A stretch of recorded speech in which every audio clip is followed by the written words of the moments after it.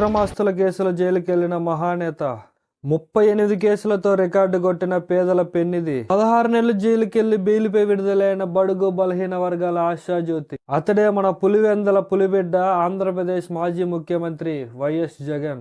అందరికీ నమస్తే. ఎలా ఉన్నారు? బాగున్నారు అనుకుంటున్నా, బాగుండాలని కోరుకుంటున్నా. అయితే ఏమాత్రం లేట్ చేయకుండా వీడియోలోకి వెళ్ళిపోదాం. నేను మీ రావణ్, మీరు చూస్తున్నారు రావణ్.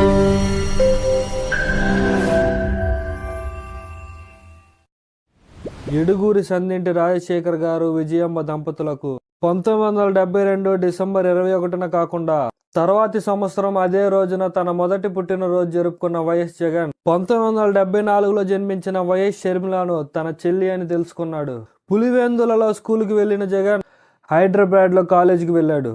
MBA చేద్దామని లండన్ వెళ్ళగా ప్రజాసేవ కోసం మధ్యలోనే ఆపేశాడు. తన 24వ ఏట పెళ్లి చేసుకున్న జగన్ బెంగళూరులో వ్యాపారం పెట్టాడు. బిజినెస్ చేశాడు.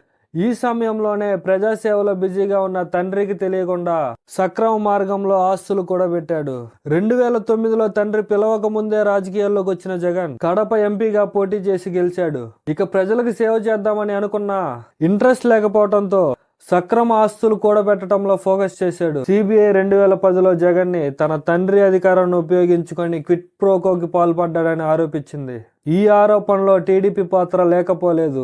జగన్ అనేక కంపెనీలకు భూములు, మైనింగ్ లైసెన్సులు, ఇతర అనేక అవకాశాలు కల్పించటం ద్వారా తన సొంత సంస్థ అయిన జగతికి మరియు ఇతర వ్యాపారాలకు పెట్టుబడుల రూపంలో నగదు పొందాడని CBI చేసిన ప్రధాన అభియోగం. ఈ అంశంపై 2011 ఆగస్టు 10న హైకోర్టు విచారణకు ఆదేశించింది. అయితే 2011 ఆగస్టు 17న CBI కేసు నమోదు చేసింది. నేరపూరిత కుట్ర, మోసం, నేరపూరిత నమ్మక ద్రోహం, లెక్కలు తారుమారు చేయటం, క్రిమినల్ మిస్కండక్ట్ తో పాటు అవినీతి నిరోధక చట్టం కింద కేసు నమోదు చేసింది CBI.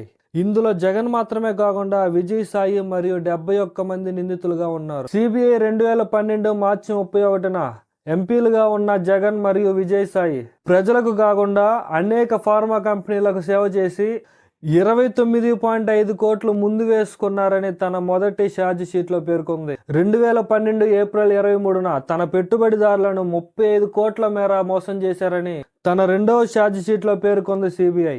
రామ్కీ సంస్థకు 133 కోట్ల మేర లాభం పొందే పనులు చేయించి 10 కోట్లు లంచంగా పొందారని తన మూడవ ఛార్జ్ షీట్ లో పేర్కొంది CBI.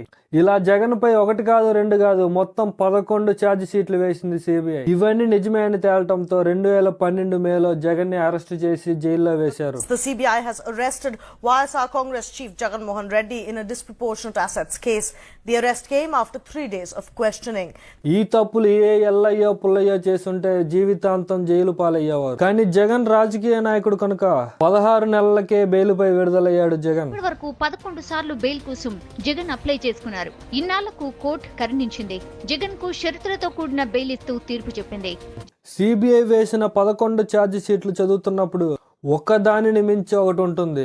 ఇవి చూసినప్పుడు ఈ రాజకీయ నాయకులు అధికారంలోకి రావడానికి ప్రజలు అని, అధికారం వచ్చాక వ్యాపారస్తులతో డబ్బు అని లాభాలు పంచుకుంటారని స్పష్టంగా అర్థమవుతుంది. కొంతమంది ఇవి జగన్ పై చేసిన ప్రతిపక్షాల కుట్ర అని అంటున్నప్పటికీ CBI ఆధారాలు లేకుండా కేసు వేయలేదు. అది కోర్టులో రుజువు కాకుండా జగన్ జైలుకు వెళ్లలేడు. ఇన్ని తీవ్రమైన ఆర్థిక నేరాలతో 16 నెలలు జైలుకెళ్లి బెయిల్పై విడుదలవుతున్నప్పుడు అదేదో భారతదేశ స్వాతంత్ర్యం కోసం జైలుకు వెళ్ళినట్టు నవ్వుతూ నమస్కారాలు పెడుతూ చేతులు ఊపుతూ బయటికి రావటం ఈ రాజకీయ నాయకులకే సాధ్యం. ఇక ఆ కేసులు వాయిదా పడుతూనే ఉంటాయని ప్రత్యేకంగా చెప్పనవసరం లేదు. తండ్రి తదనంతరం సొంత పార్టీ పెట్టిన వైఎస్ జగన్ ప్రశాంత్ కిషోర్ లాంటి వాళ్ళ సలహాతో వ్యక్తిగత విమర్శలు చేసే సోషల్ మీడియా వాక్చాతుర్యం కల నాయకులను రంగంలోకి దింపింది.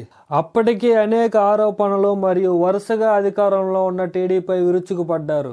2019 ఎన్నికల్లో జగన్ చాలా అమాయకంగా మొహం పెడుతూ ఒక్కసారి అవకాశం ఇవ్వండి అని అడిగాడు. ఈ రాజకీయ నాయకులకున్న గొప్ప వరం ప్రజల మతిమరుపు. ఇతను ఒక ఆర్థిక నేరగాడు అని చెప్పి కోర్టులో తేలిన రాష్ట్రాన్ని అతని చేతిలో పెట్టడం తప్ప ప్రజలకు వేరే అవకాశమే లేకపోయింది. అలా 151 సీట్లు గెలుచుకున్న వైఎస్ జగన్ ఆంధ్రప్రదేశ్ లో సరికొత్త రాజకీయాలను పరిచయం చేశాడు. తను ఏం చేశాడు, ఏం చేస్తాడు అని కాకుండా పవన్ కళ్యాణ్ ని 3 పెళ్లిళ్లు, చంద్రబాబుని ముసలోడు, లోకేష్ ని పప్పు, నా వెంట్రుక కూడా పీకలేరు లాంటి ప్రసంగాలతో ప్రజలలో వ్యతిరేకతకు గురై 2024లో ఘోర ఓటమి చెంది నేడు అసెంబ్లీకి కూడా వెళ్లలేని స్థితిలో ఉన్నాడు జగన్. కానీ చిన్న దొంగ పోతే పెద్ద దొంగ, పెద్ద దొంగ పోతే గజ దొంగ, ఇలాగా ప్రజలకి వేరే ఆప్షనే లేకపోవటం అన్నది చాలా బాధాకరం. ఆ మాటలు మిమ్మల్ని ఎవరినైనా బాధ పెట్టుంటే దయచేసి బాధపడండి. అప్పటికైనా ఈ రాజకీయ నాయకులు నిజ స్వరూపం తెలుసుకుంటారేమో చూద్దాం.